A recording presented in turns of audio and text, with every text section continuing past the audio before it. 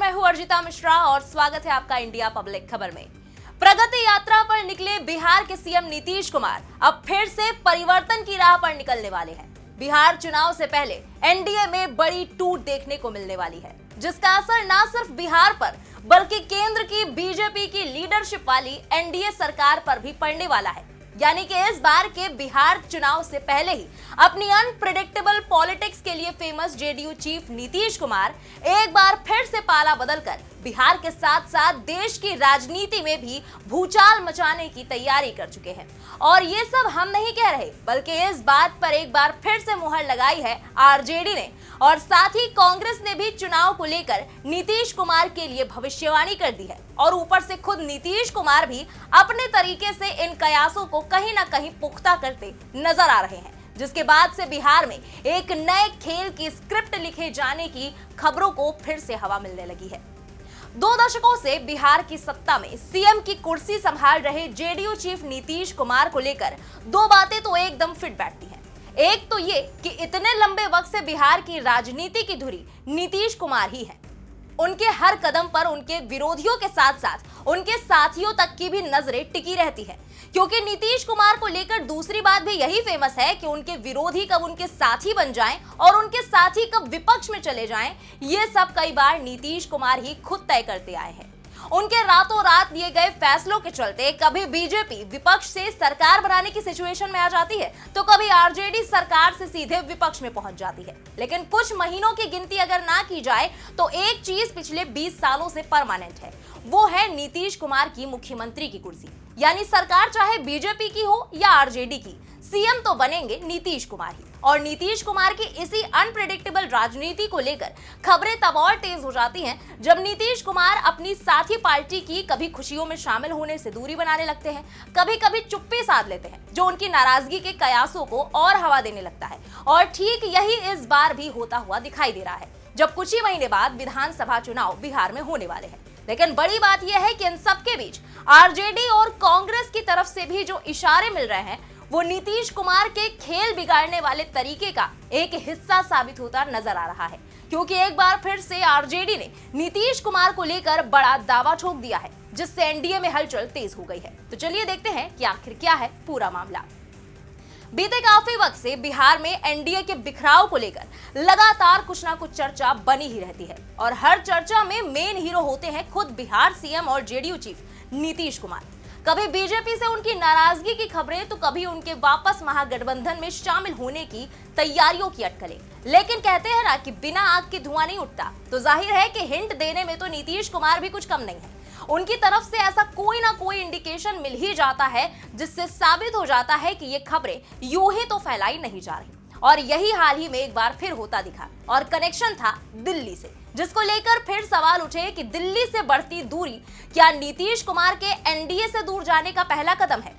हुआ यूं कि बीते दिन दिल्ली में 27 साल के सूखे को खत्म करते हुए बीजेपी की सरकार बनने के बाद दिल्ली की चौथी महिला सीएम के तौर पर रेखा गुप्ता का शपथ ग्रहण समारोह बड़े ही जोर शोर के साथ हुआ, जिसमें प्रधानमंत्री नरेंद्र मोदी भी मौजूद रहे। साथ ही बीजेपी समेत एनडीए की सरकार वाले कई राज्यों के सीएम भी मौजूद रहे। जेडीयू से मंत्री ललन सिंह और राज्यसभा सांसद संजय कुमार झा भी मौजूद रहे। लेकिन बीजेपी की इतनी बड़ी अचीवमेंट के जश्न से नीतीश कुमार नदारद रहे, और वजह बताई गई उनकी प्रगति यात्रा, जिसके तहत वो बीते दिन नालंदा के दौरे पर थे। और इस दौरान उन्होंने नालंदा जिले को 820 करोड़ रुपए से भी ज्यादा की सौगात दी और 263 योजनाओं का उद्घाटन और शिलान्यास किया। लेकिन वहीं दूसरी तरफ सीएम नीतीश कुमार के दिल्ली नहीं जाने को लेकर तेज राजनीति शुरू हो गई, और इसी कड़ी में मनेर से आरजेडी के विधायक भाई वीरेंद्र ने बड़ा बयान देकर हर किसी को चौंका दिया। उन्होंने कह दिया कि बिहार के मुख्यमंत्री नीतीश कुमार एक बार फिर महागठबंधन के साथ जा सकते हैं। असल में बीते दिन भाई वीरेंद्र पत्रकारों से बातचीत कर रहे थे। इसी दौरान पत्रकारों ने भाई वीरेंद्र से पूछा कि नीतीश कुमार दिल्ली नहीं गए हैं। इस पर उन्होंने कहा कि नीतीश कुमार जी तो हमारे साथ आने वाले हैं, तो कहां से दिल्ली जाएंगे। तो वहीं भाई वीरेंद्र के इस बयान से सियासी गलियारों में एक बार फिर तूफान उठ गया। यहाँ गौर करने वाली बात यह है कि यह ऐसा पहली बार नहीं हुआ जब भाई वीरेंद्र ने ऐसा कोई बयान दिया हो। बीती जनवरी के महीने में भी आरजेडी एमएलए भाई वीरेंद्र ने एक बार कहा था कि राजनीति में कोई स्थायी दुश्मन या दोस्त नहीं होता। नीतीश कुमार आना चाहते हैं तो उनका स्वागत किया जाएगा। भाई वीरेंद्र ने उस दौरान कहा था कि राजनीति में कोई भी परमानेंट दोस्त और दुश्मन नहीं होता।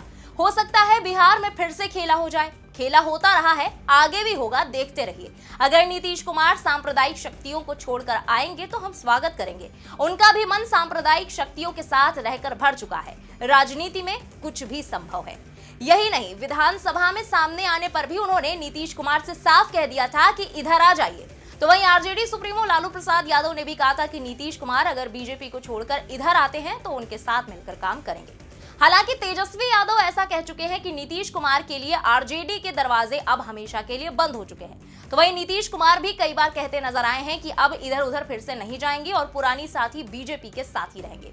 उधर दूसरी तरफ आरजेडी विधायक के इस दावे पर पलटवार करते हुए बीजेपी प्रवक्ता सुमित शशांक ने कहा कि गैंग्स ऑफ राष्ट्रीय जनता दल के नेता फालतू की बयानबाजी कर रहे हैं। सीएम नीतीश कुमार कहीं नहीं जा रहे हैं। ऐसे बयान देकर आरजेडी विधायक मीडिया में बने रहना चाहते हैं। इसके अलावा भाई वीरेंद्र के बयान पर बीजेपी प्रवक्ता अरविंद सिंह ने कहा कि इंडी गठबंधन नेता विहीन, नीति विहीन और संस्कार विहीन है। जैसे एक प्रजाति के पशु की जीभ लपलपाती है, वैसे बिहार का सीएम बनने के लिए उनकी जीभ लपलपा रही है।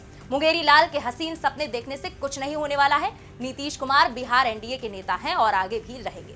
तो वहीं इन सबके बीच कांग्रेस की तरफ से भी नीतीश कुमार को लेकर एक बड़ी भविष्यवाणी कर डाली गई है, जिससे बिहार की सियासत का पारा उफना गया है। दरअसल अखिल भारतीय महिला कांग्रेस की राष्ट्रीय अध्यक्ष अलका लांबा बीती शाम बिहार की राजधानी पटना पहुंची। महिला कांग्रेस की राष्ट्रीय अध्यक्ष बनने के बाद पहली बार पटना पहुंची, जहां उन्होंने भविष्यवाणी करते हुए कहा कि 2025 में नीतीश कुमार बिहार के मुख्यमंत्री नहीं बनेंगे। अलका लांबा ने इस दौरान नीतीश कुमार पर जमकर पलटवार किया। उन्होंने कटाक्ष कसते हुए कहा कि नीतीश जी को पिछले विधानसभा चुनाव में अपनी पार्टी के प्रदर्शन को याद करना चाहिए, जब जनता दल यूनाइटेड सीटों के मामले में तीसरे स्थान पर रही थी। मैं ये भी भविष्यवाणी कर रही हूं कि इस साल के अंत में होने वाले विधानसभा चुनाव के बाद वो मुख्यमंत्री नहीं होंगे।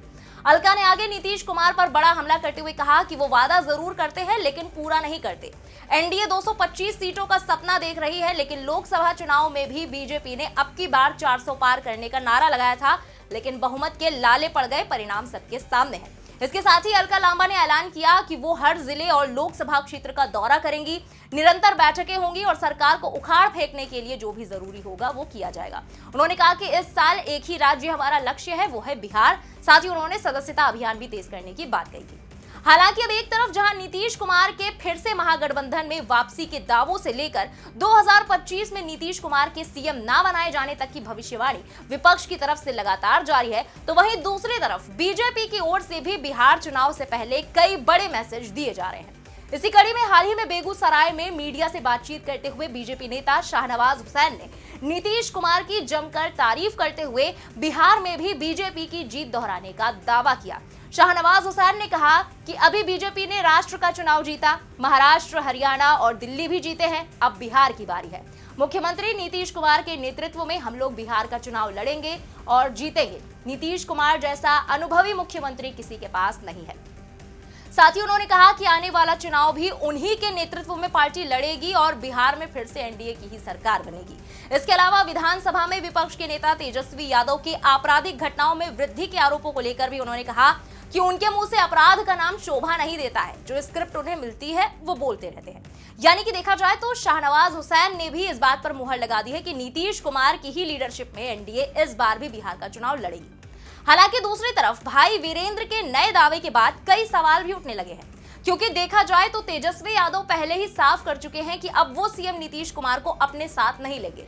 ऐसे में भाई वीरेंद्र का इस बार दिया गया जो बयान है वो आरजेडी के नीतीश कुमार के नाम पर आरजेडी के अंदर मची खलबली की कहानी भी बयां करता है। एक तरफ तेजस्वी यादव नीतीश कुमार से दूरी बनाते हुए दिखाई दे रहे हैं, तो वहीं दूसरी तरफ भाई वीरेंद्र के बयान से साफ झलकता है कि पार्टी के कुछ नेता अब भी नीतीश कुमार को महागठबंधन में शामिल करने के पक्ष में है। ऐसे में ये स्थिति आरजेडी के लिए काफी ज्यादा अनकंफर्टेबल करने वाली लगती है और आने वाले समय में पार्टी के लिए मुश्किलें भी खड़ी कर सकती है। यानी कुल मिलाकर कहा जा सकता है कि करीब पिछले 2 दशकों से बिहार के मुखिया की जिम्मेदारी संभाल रहे नीतीश कुमार बिहार की राजनीति के एक ऐसे खिलाड़ी हैं जिनको ना तो आरजेडी इग्नोर कर पाती है और ना ही बीजेपी।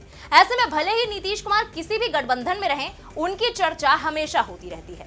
मतलब ये कि बिहार की राजनीति के लिए नीतीश कुमार जरूरी भी हैं और मजबूरी भी, क्योंकि बीते 2 दशक में बिहार की राजनीति में अब तक यही देखा गया है कि नीतीश कुमार जिधर भी जाते हैं उस गठबंधन का पलड़ा भारी हो जाता है। इसके साथ ही ये भी साफ है कि नीतीश कुमार की पार्टी जेडीयू की अकेली कोई बहुत ज्यादा ताकत नहीं है, लेकिन जब किसी के साथ होती है तो उस गठबंधन की ताकत कई गुना बढ़ जाती है। ऐसे में देखना होगा कि आने वाले वक्त में क्या नीतीश कुमार सच में कोई बड़ा खेल करते हैं या आरजेडी और कांग्रेस के दावे बस पानी के बुलबुले साबित होते हैं। फिलहाल इस पूरी रिपोर्ट पर आपका क्या कहना है, कमेंट में लिखकर जरूर बताएं। बिहार विधानसभा चुनाव से जुड़ी सभी लेटेस्ट अपडेट्स और देश दुनिया की बाकी खबरों के लिए बने रहें इंडिया पब्लिक खबर के साथ। हमारे यूट्यूब चैनल को सब्सक्राइब करें, बेल आइकन दबाना बिल्कुल न भूलें।